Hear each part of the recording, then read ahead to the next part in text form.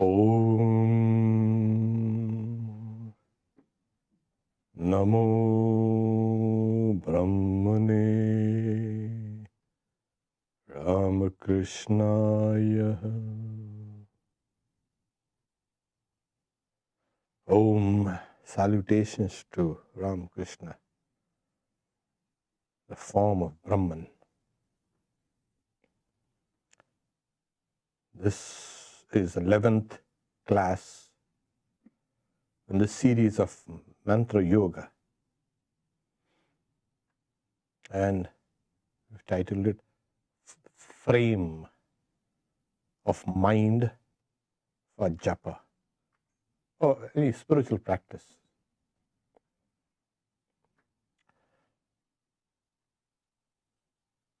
It's extremely important to get into the right frame of mind before we sit down to meditate. You can't be your old self and then practice. But isn't that the old self, the real self? Yeah, in a way. The Sanskrit word used is bhava. Now that's a very rich and complex word.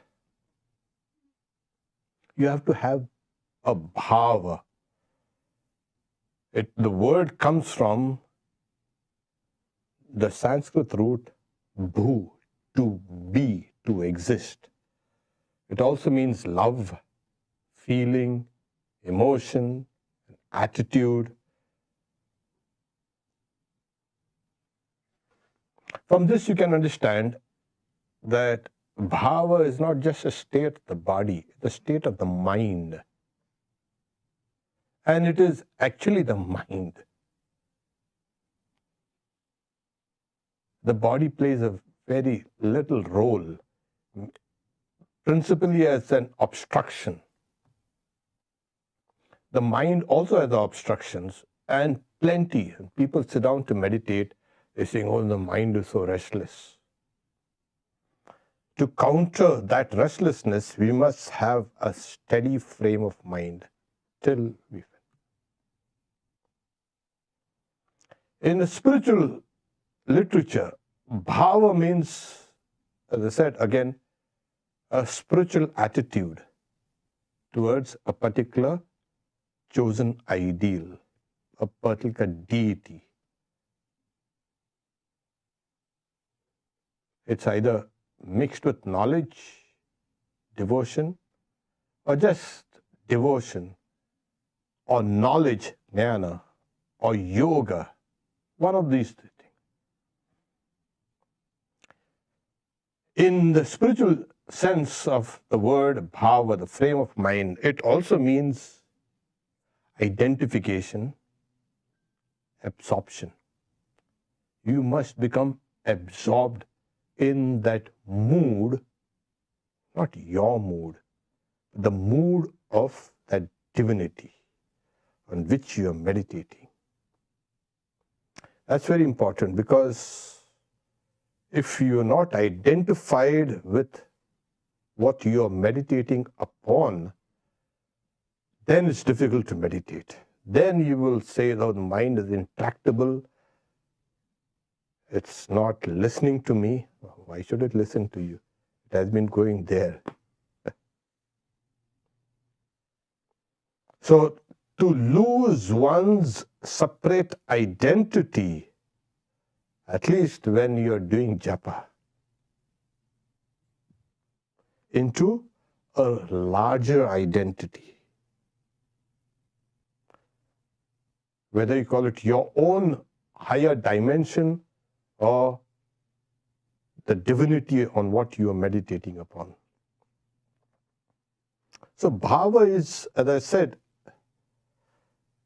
there is this word which has been there in the spiritual literature for the last 3 or even more 1,000 years.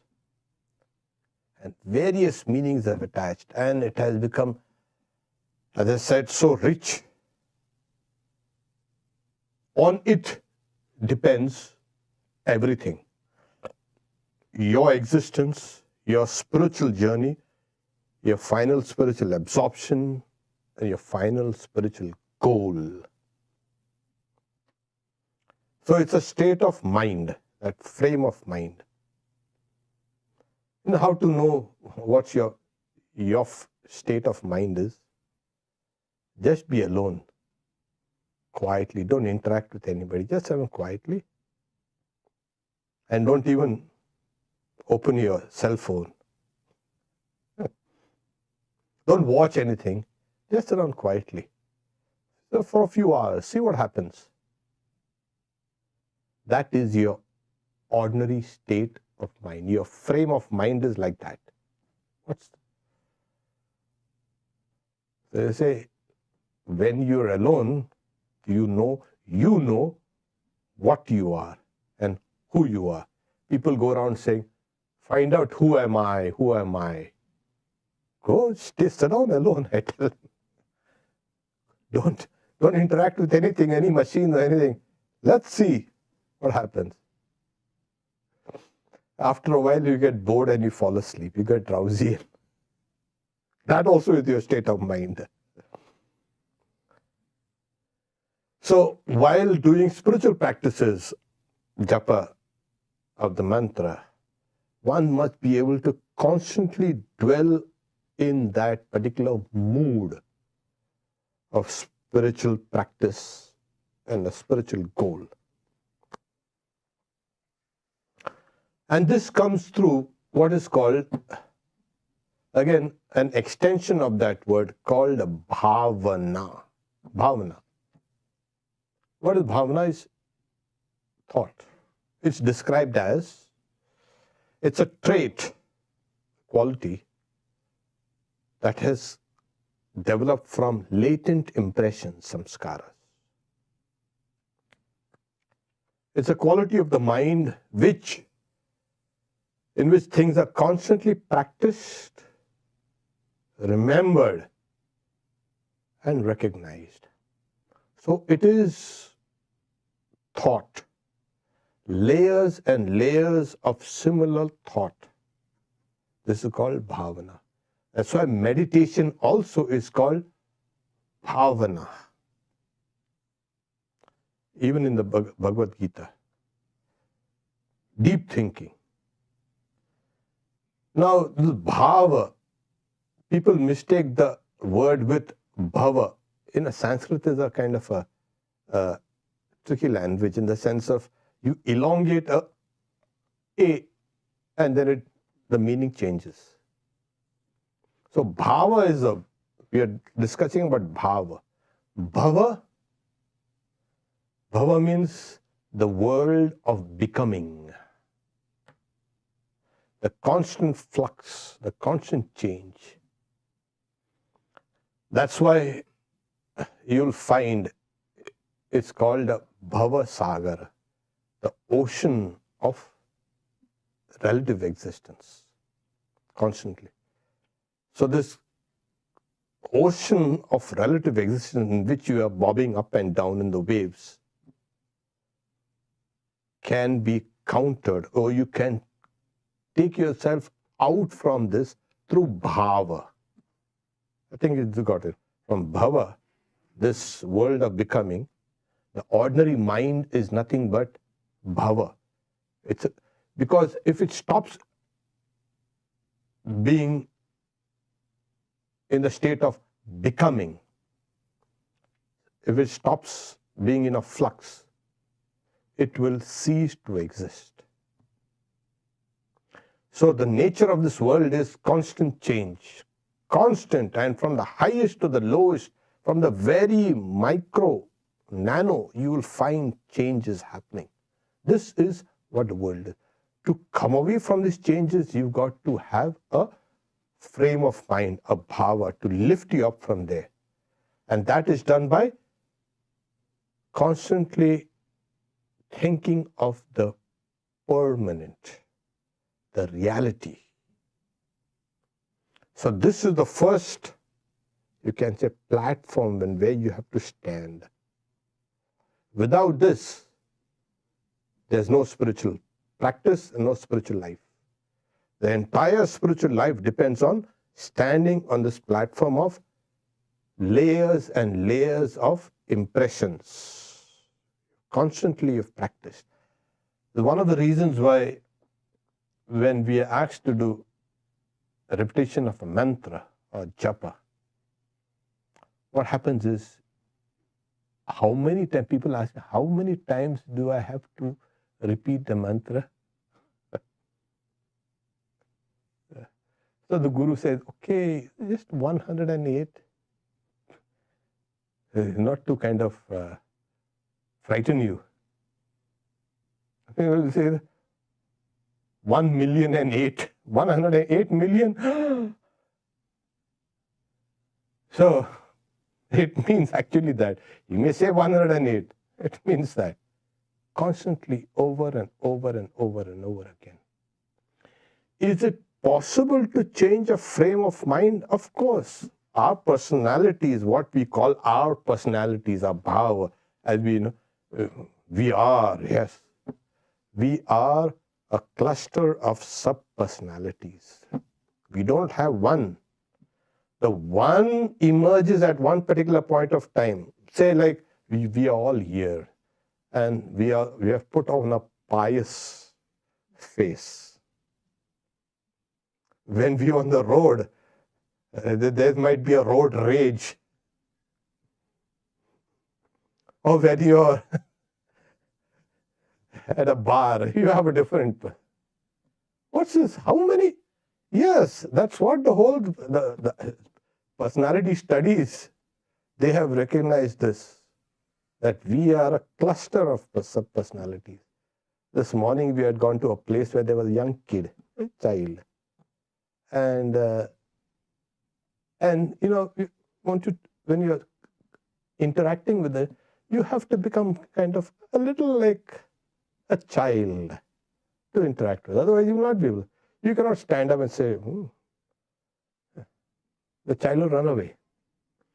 So you have to come down to the level of a child, rather, say, you have to become a child and speak to and the child was enjoying the attention and the company and the conversation. You've got to be simple.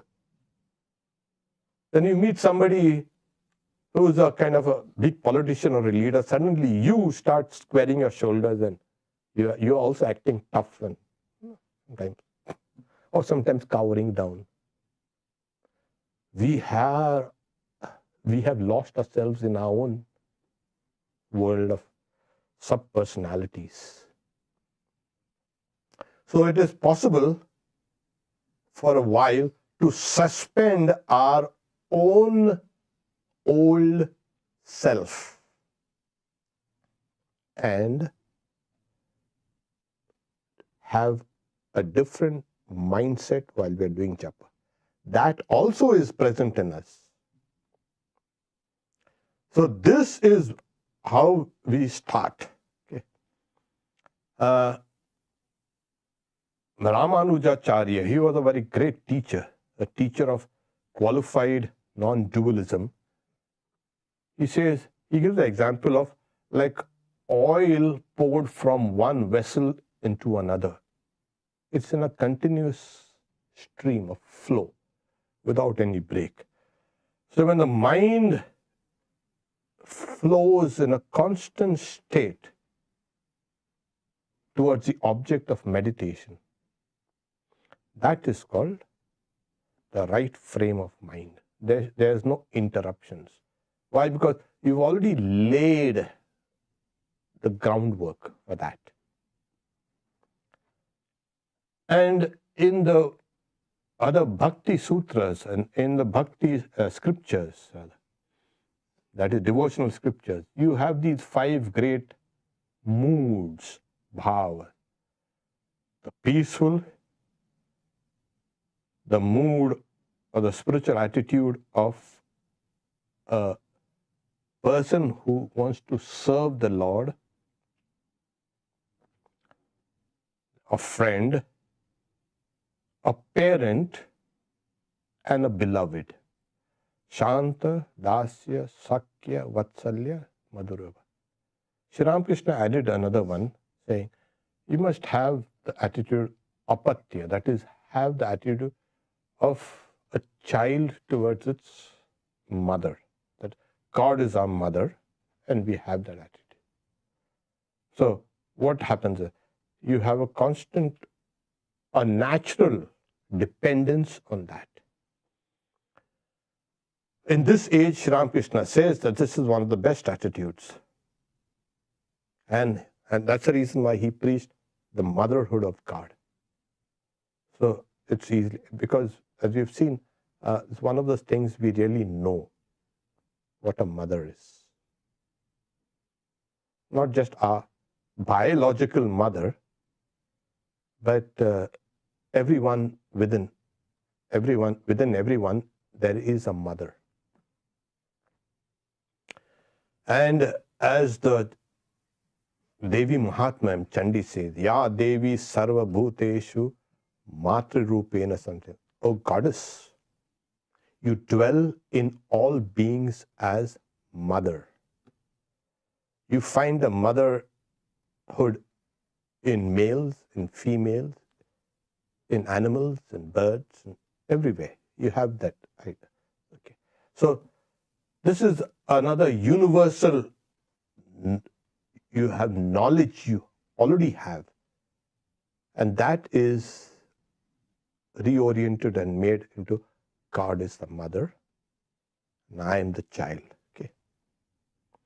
So this idea of our personality, our self, which is very robust, it's only in in high doses of drugs, high doses of like liquor or something, where everything kind of becomes fragmented and you forget yourself, there's a blackout, etc. But ordinarily, that is what one has during the waking and also in the dream state. Of course, in the dream state, it is a much more ill-defined. It's a collection of many things. This has to be replaced in meditation. Yes. When you sit down, you keep your old self out. Swami Vivekananda, he quotes some passage from he says from the Bible, he's saying, the old man must die. The old you has to die. And a new you has to be reborn, who has that kind of connection. Sri Ramakrishna always used to say, first forge a relationship with the divine and then keep on strengthening that over and over and over and over again. That is the way.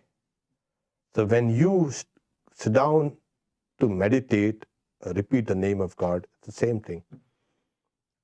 Because the repetition of the name of God leads you to meditation. And meditation leads you to samadhi. But this groundwork has to be undertaken over and so it can be easily done if you come with a frame. What is that? You can say, okay, I am a part of the divine, the divinity on which I am meditating. This needs also to be emphasized in spiritual practices.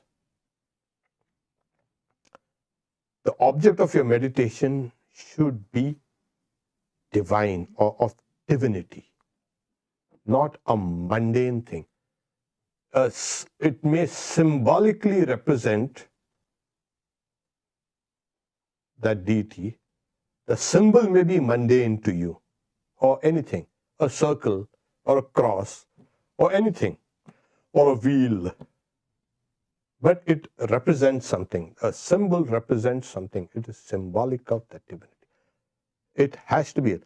So when one meditates, one should not think of the object of meditation, whether it's a form of a goddess or a god or anything. You should not have the idea, this is something which has a name and form here. No, an ordinary name and form. It is divine. Only that can hasten spiritual growth. Otherwise, it becomes very, very difficult. A material object, you thinking you're a material entity, object is a material entity, your meditation also becomes material. And you're trying to sit down to meditate and the mind has gone straight to the Arctic Circle. And you try to pull it down and it goes to Pluto. And it comes back and then saying, look, let's go to Lake Washington. And it goes all over the place except to that place where it's supposed to go. Because the mundane mind will exist only when it is restless. Yes, that's the reason why they say when this mind has become perfectly still, you cannot say that you have a mind. You have transcended the mind. The scriptures, it is said, Tatra mana amana bhavati. In that state, the mind is no mind. Can we exist where there is no mind? Of course. You exist. Like when you fall asleep, deep sleep, of course. There is no mind, but you exist, of course. So we exist. Only thing we think that this mind is everything, and see how if you can face yourself, as I said, alone, quietly, many people can't do that. Many people want distractions. Many people want some form of escapism to kind of blunt the edges, because our own personality has become frightening. With the proper frame of mind, with the proper attitude, this very mind will become your friend. As the Bhagavad Gita says, lift yourself by yourself. Lift your mind by your own mind. The mind is one's friend and the mind is one's enemy. So this proper frame of mind will lift your mind, make it your friend. Then your personality, which is suffused with the thought of the divine, will be the best thing that has ever happened to you. The very best thing.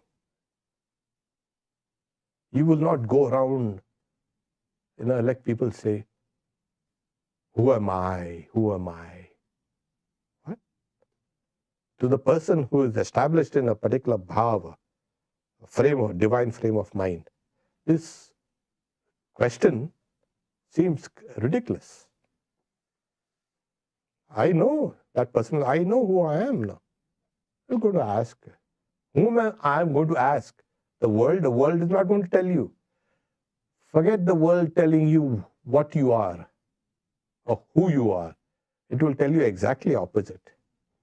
I never saw such a silly man or a silly woman, useless, failure, lost, weak. They will tell you everything which is negative. So it is essential that you have to, with this framework, you have to believe in yourself. These spiritual practices and the belief in yourself comes when you believe that God exists. How do I know God exists? Because I exist. Vedanta does not bother about the existence of God. I think, do you exist? Yes, of course I exist. Yeah. Now try to unravel this existence, what you say, what you think, what you feel you are. Forget about God now. Let's talk about you. And they start teasing out all the encrustations that have been there. They come over it and they start analyzing you. And then they'll say, yeah, this is that you are basically a consciousness, an individual consciousness. And doesn't stop here, it goes on further and further. Vedanta starts here with you, not from outside. Don't ever come to Vedanta and say, is there a God? There are people who come, is there a God? Vedanta will say, this question does not exist in Vedanta. This starts with you here. So one must be able to suspend one's old self for the time being. If you're going to meditate for an hour, you've got to be your new self, a divine self, or a part of God, or a child of God, or a friend of God, or a servant of God, or a beloved of God, or like the yogis and even the Gyanis do that, people of knowledge. I am the Atman. You must hold on to this idea. As I said, the old self is also robust. You've got to make this equally robust. I am that Atman. And then proceed with your japa. There will be a tremendous transformation in your spiritual practices. There's no doubt. Oh, my back is aching, my leg has fallen asleep, it's become numb. Yeah. All those things will be solved. You'll feel a kind of a great lift, the very first thing that happens when you get into the frame of mind is you get into a flow. You don't feel that you're exerting. You kind of just feeling lifted up. Okay. There are other indications like you feel joy, you feel expanded.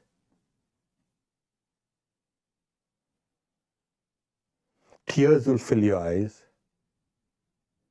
Not crying for you or crying for the world. This is a natural state of the frame of mind in a spiritual sense. The kind of a great relief that comes. There will be horripilations, kind of. Your chest and face will become red. So these are the initial signs of you're getting into that frame of mind. Your eyes also will have a faraway look. See, there are some people who are here, but they are somewhere else. Your body is here sitting and meditating, but there's like as if the person does not exist here physically. The body is here. And mentally, that person is not here. So, we have all experienced this. We are talking to somebody and somebody distracted and they come back again. Oh, okay. So, this frame of mind is extremely important to get into. And as I said, it comes from practice over and over again. And the thought, the bhava, this is how you remember, recognize, know. You know you are in the. Then what happens to the other aspects of your personality? They are going to undergo a change, a great change. This will become dominant. Yes. And as it becomes dominant, in the life of Sri Ramakrishna, especially amongst his disciples, monastic and non-monastic also, you find people getting into a heightened state of mind.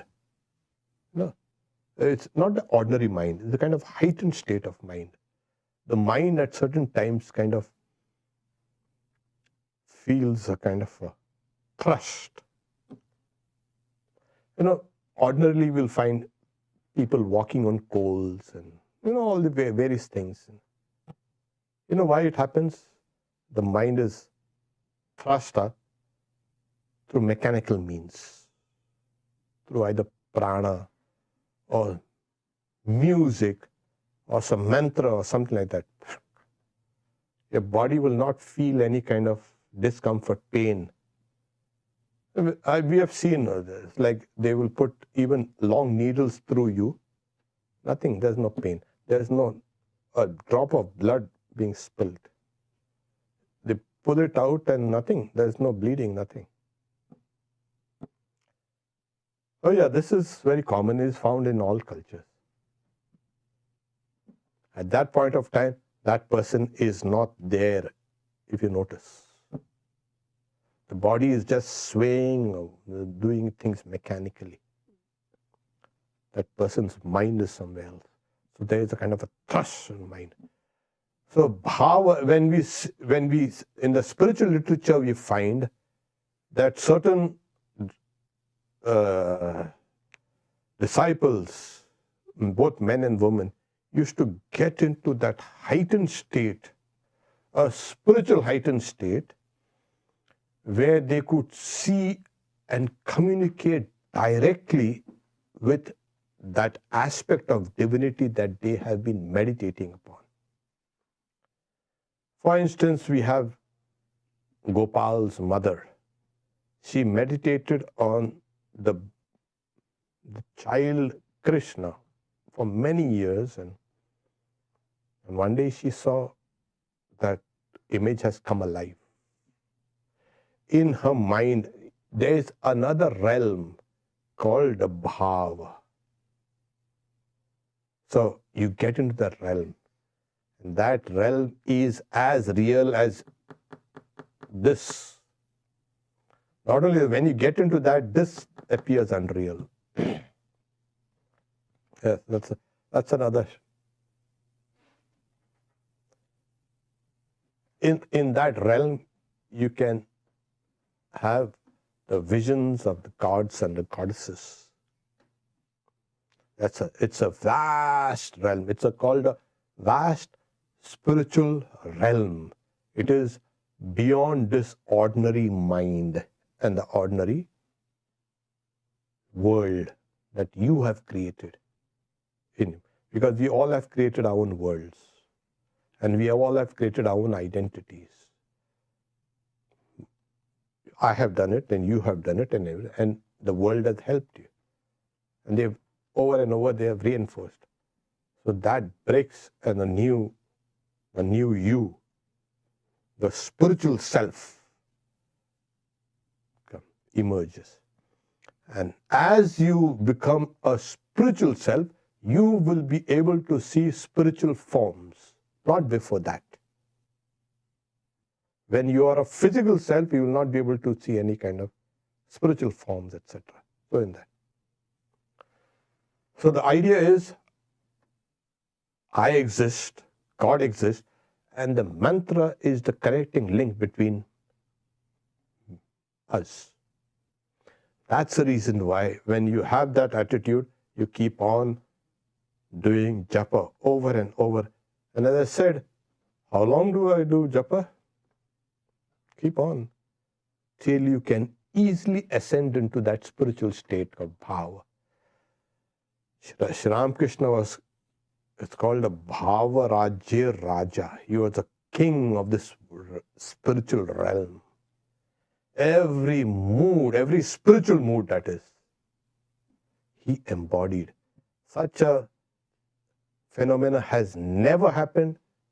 I don't know in the future, but it has tremendous scope for all of us. So all types of gods and the goddesses are, as it were, parts, or they are aspects of him. He encompasses the whole thing. There will come a time when this flow will become constant, easy, natural. So this spiritual self will take over all the old self. The old self will be kind of a functional entity. Okay, you're doing things with that, but you know, I am basically this. All your sub-clusters of personality will go to feed this dominant personality.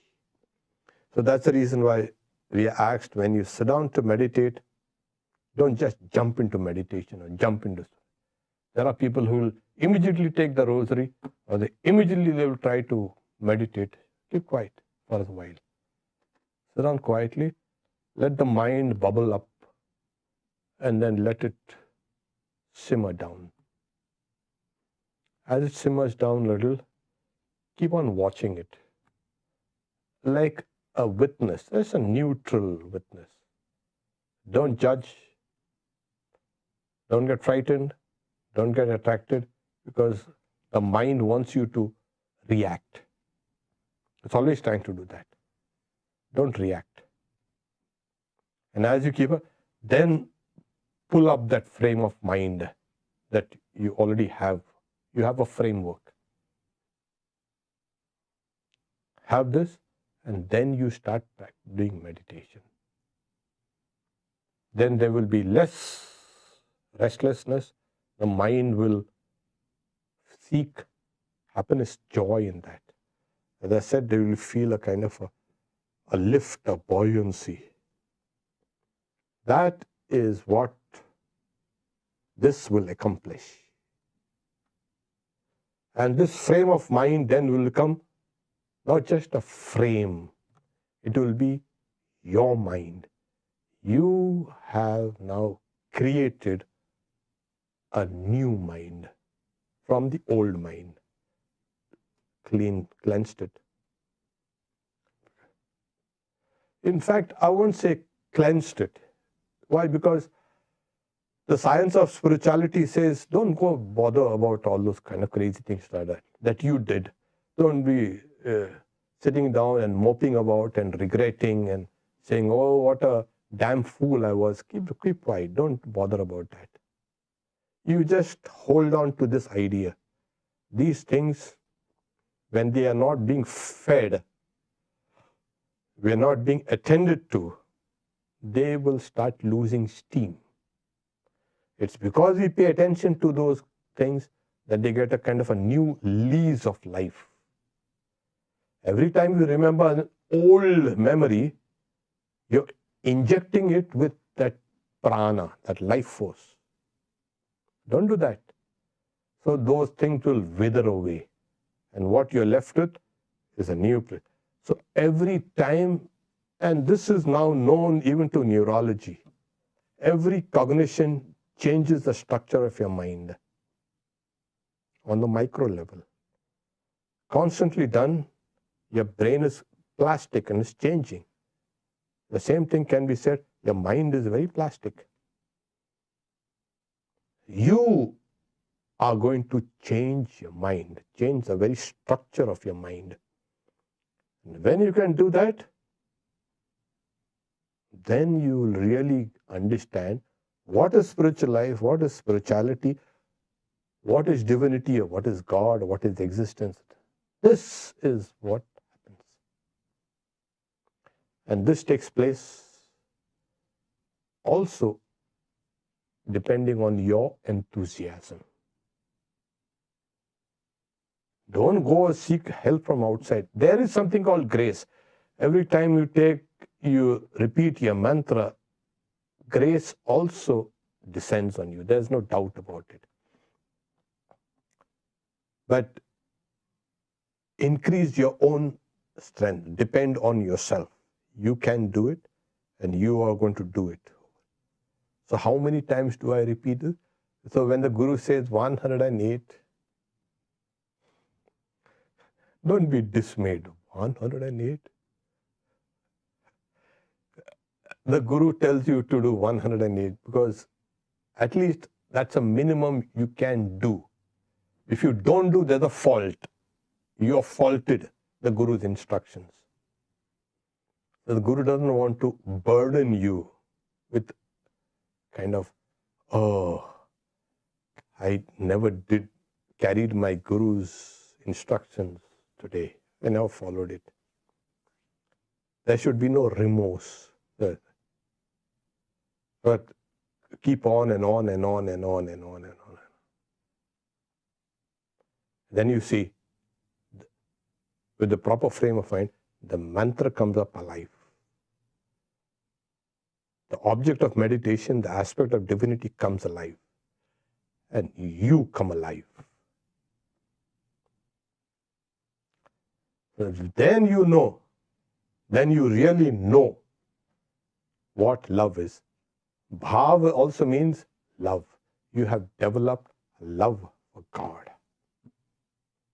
And this love will give you, you know what? Immortality. So it's worth all the trouble. Otherwise, you know what was going to happen. You're going back to the, not to the hospital you were born in. Yeah, maybe, but from the hospital will kick you out and send you somewhere else. Go there. That's where your body will go. But you, as I said, bhava is the mind. The mind and the soul will attain to that immortality. Om Shanti Shanti Shanti. So before we take the questions, if there are, tomorrow there is a Karma Yoga at Tapovan, the retreat. It's going to be a rainy day. Go prepared if you are planning to go there. From 10 to 1, Swami Brahmatmananda will give a small talk on Karma Yoga, and we'll probably work indoors. Day after tomorrow, Sunday, I will be speaking on Swami Shivananda's knowledge form. Swami Shivananda was a great disciple of Sri Ramakrishna, whose birthday was yesterday. So we're going to speak, and then after that we have a QA, etc. after the talk. We also have Mother's Children at 9:50. To make a few announcements, the last day for Mother's Children, because our Sunday school children, Mother's Children, there's a donation drive for foster children. And they're collecting some stuff. So before 1st of January, at 7 p.m. 1st of January also happens to be New Year's Day, of course, but it's also considered as a Kalpataru, where Sri Ramakrishna blessed everybody. So we're going to have a day-long vigil. Please come in and sign up. If you don't want to sign up, come and meditate. Sign-up sheet is on the website. Give an hour of meditation is better than doing something else on a New Year's Day. Let that be your resolve. Okay, so that's it.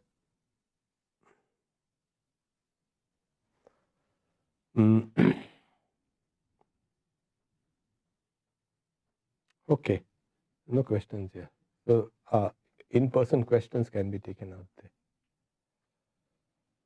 Om Shanti Shanti Shanti Harihi Om Tat Sat Shri Ram Krishna Arpanamastu.